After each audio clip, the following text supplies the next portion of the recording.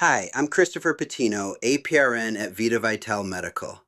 Today I want to talk about the relationship between testosterone replacement therapy, or TRT, and erectile dysfunction.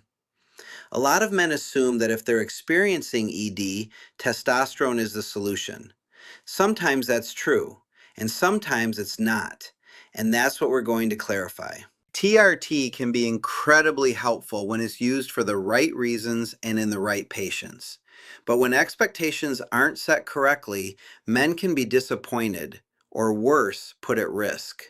Understanding when TRT helps ED and when it doesn't is critical for safe, effective care. TRT is most likely to help ED when low testosterone is actually contributing to the problem.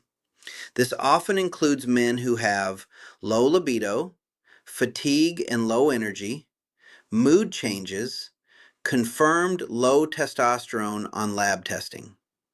In these cases, improving testosterone levels can improve desire, energy, and sometimes erectile function. TRT is much less effective for ED when the root cause is blood flow or vascular health. If circulation is impaired or metabolic health is poor, raising testosterone alone doesn't restore blood flow. That's why many men with normal testosterone, or even men already on TRT, still experience ED. One of the biggest misconceptions I see is the idea that higher testosterone automatically equals better sexual performance. Hormones work within a balance.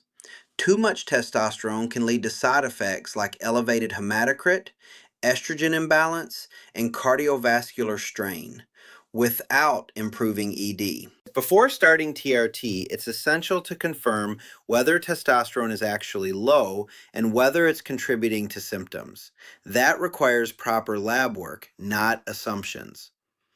Ongoing monitoring is just as important because hormone therapy affects multiple systems in the body. Many online programs start TRT based on symptoms alone, with limited follow-up.